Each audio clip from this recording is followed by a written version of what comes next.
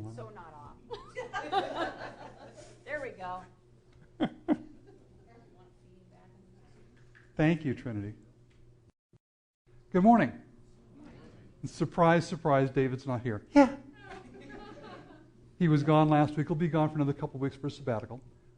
For those of you who don't know who I am, I'm Mark Oestereich. I'm one of the members of our Board of Trustees.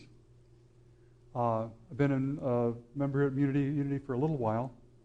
I came here one Sunday because someone asked me to show up for Friendship Sunday. She's sitting over there. So blame her. And I found something here I could resonate with, that resonated with me, and I've never left. The title of the talk today is going to be, Is It Real? And there's a lot of things in my life that I found that because of the way I was raised and the life that I lived, I've always defined myself by those things that I'm afraid of. Those things that I feel might do me harm. I was raised in kind of a dysfunctional family, so it was kind of scary when I was a kid. Things could happen that were bad, and they could happen quickly, and I had to really pay attention. So I did. That left me with a sense of self-reliance that was really kind of, it wasn't real. I've got this story I ran across. Do you know when circus animals are trained, especially elephants are trained, when they're very little and very weak, the trainers will tie a chain to one leg and then stake that chain in the ground to keep the animal in whatever place they want them to stay. And of course, the animal is young, it's weak, it cannot possibly break that chain. And it learns that this is a limit, this is a boundary. I can't go any further than this chain will allow me. As the animal grows up and becomes stronger and can easily break a rope, they replace it with a rope. And the animal doesn't know the difference between the two. And will continue to stay wherever it is, staked out in that place, because it believes that that rope is restraining them. It's keeping them there. It's not doing that really.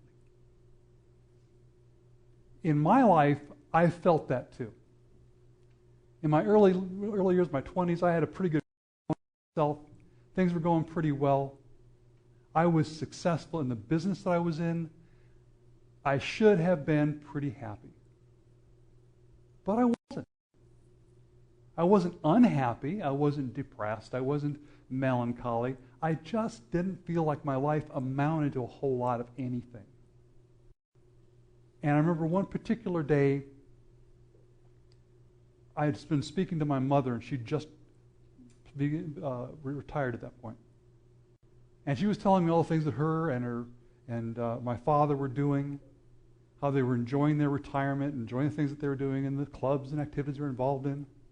And for some reason, all of her joy just highlighted how miserable I was. I thought, walking home from the conversation, if I didn't make it home, who would really care? What would really matter? I used to listen to evangelists, surrounded by evangelists in Cheyenne. There are a lot of fundamentalist preachers, itinerant preachers that would come through Cheyenne and set up these tents. And I listened to a couple of them. One of the things I heard from them was this idea that if you have a problem, a situation in your life that you want an answer to, and you think there might be an answer from God, open a Bible, look at it, and see what it tells you. And I did. So I had an old Bible that actually belonged to my sister in my apartment. I opened it up. I just flipped it open. And it fell open to the book of Revelations right in the middle of the four horsemen of the apocalypse, and I thought, oh, this is not going to work for me. This is scarier than I was feeling anyway. But something else he said later occurred to me. He said, if there is a God, if there is something in the universe more powerful than you, what is the panic and terror of this moment about? If you sincerely reach out to that power, it is alive. It's real. It's tangible. He'll let you know. And so it was probably the first time in my adult life I made my first honest, sincere request. And it was the best I could do at the moment. The level of awareness I had was the best that I could come up with, which is, God, if there is a God, if you are in existence, if you care, I got to know. Because I don't know at this point if there's going to be a tomorrow. I really don't know. I'm not sure. Something happened in that instant.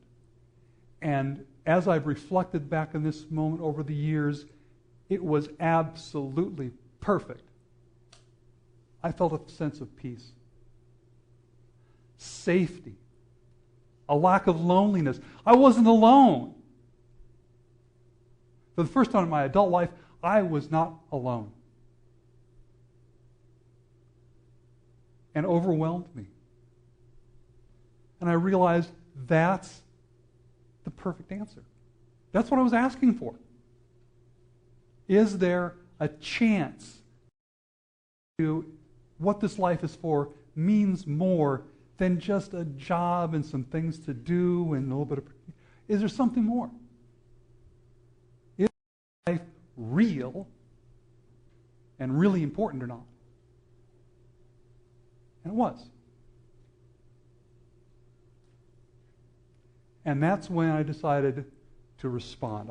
I had to do something. I had to speak back to, because when the divine talks to you in such a perfect and subtle and, nonverbal way, you know it was real. You know it was real validation that God exists. Then I had to know, okay, since God exists, what am I supposed to do now? I'm a little OCD. As some of you have noticed who watch me set up the chairs, I'm a little, rigid, and I go too far sometimes. So I started looking into it. And eventually I became a Catholic. That's before I looked into it. I joined in the Catholic Biblical School, which is a program that teaches scriptural scholarship to laity through Regis University, and I spent 4 years in that program really understanding what Scripture is. It was an incomplete answer, obviously, because I missed the point. This is kind of characteristic, I think, for many of us. We missed the point. God was giving me another answer, and I went to my head, my friend, my mind, the thing that's led me through my life through one disaster after another, and I still listen to it. But I was able to shut it up long enough from time to time to listen to my heart and to listen to what God is saying to me. When I came to Unity that Sunday morning, and I was sitting right there, where I sit quite often, and the band was singing and Trinity was singing, and it was a wonderful experience. But I noticed something in the people with me. I noticed that you really do care about each other. You see something in each other. It isn't just friendship. And that got my attention. And I had to figure out what that was. That's the Christ in you. That's the Christ in you. That's the divine in you. That's what I see in you. Friends, I see the divine in you. I may get mad at something you've done. You may hurt my feelings. You may say something hurtful to me. But I'm a big dumb dog, I just keep bounding back because I see the good in you. It's not just some remark that you made or some unfortunate circumstance.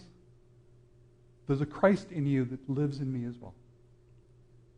And that's the thing that resonates between us. And that's what I've come to love about this community. The other wonderful thing about it is that no matter how many times our minds get in the way, and they do,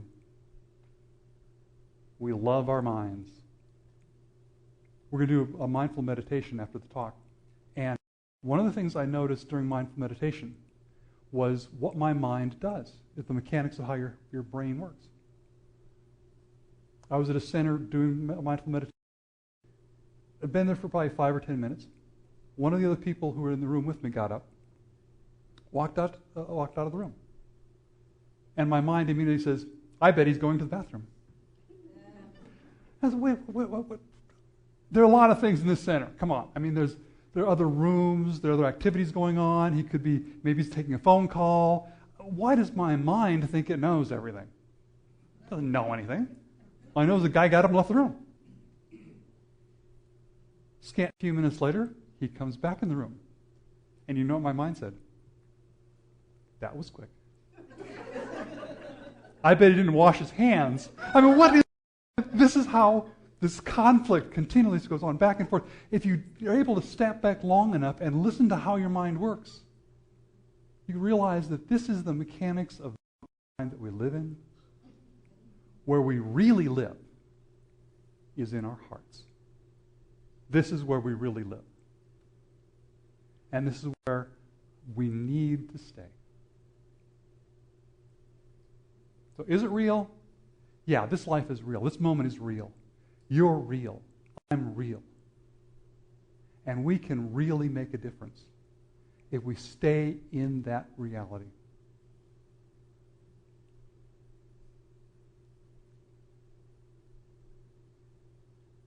So, what I'd like to do at this point is bring you to a meditation. I'm going to bring the band back and they'll get wandered around here. We're going to do something a little bit different.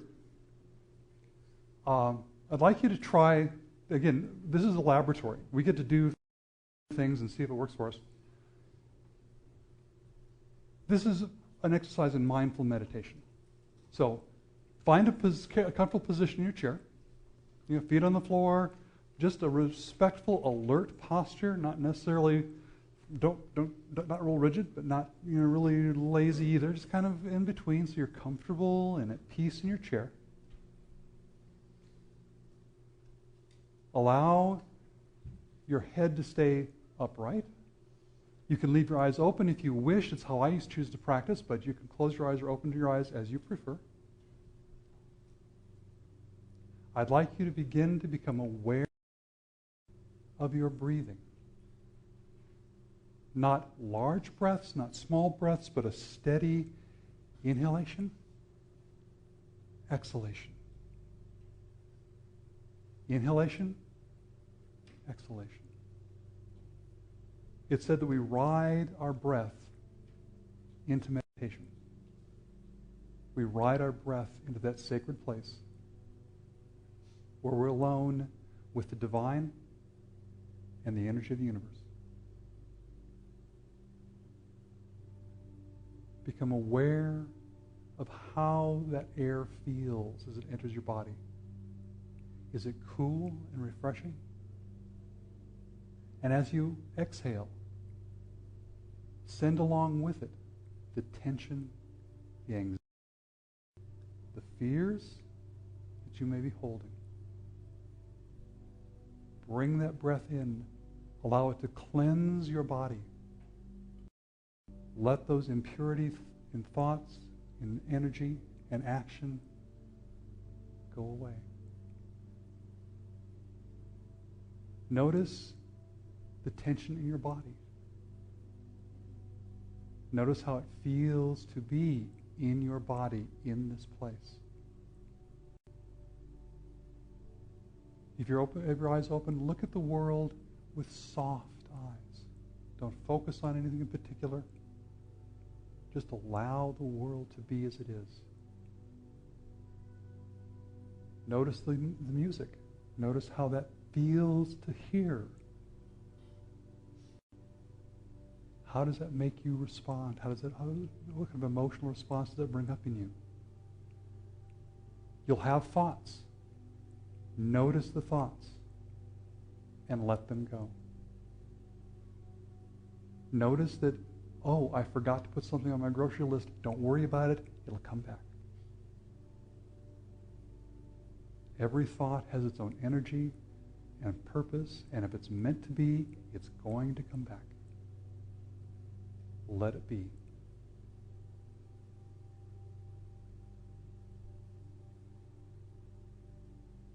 Notice the atmosphere of the people around you. Can you feel the people near you? Do you notice them, their energy?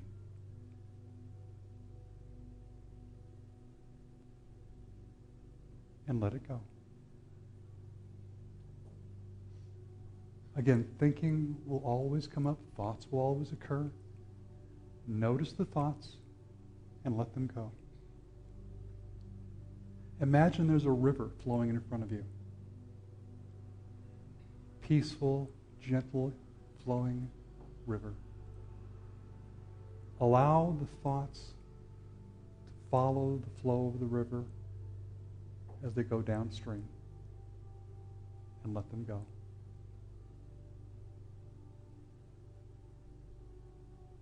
Know that this is a place that you can find any time. This is the moment you can be in at any time. This is the moment you're in, and now it's gone. But there's another, and another. Stay in those moments. It feels to be in the moment, to be in this moment.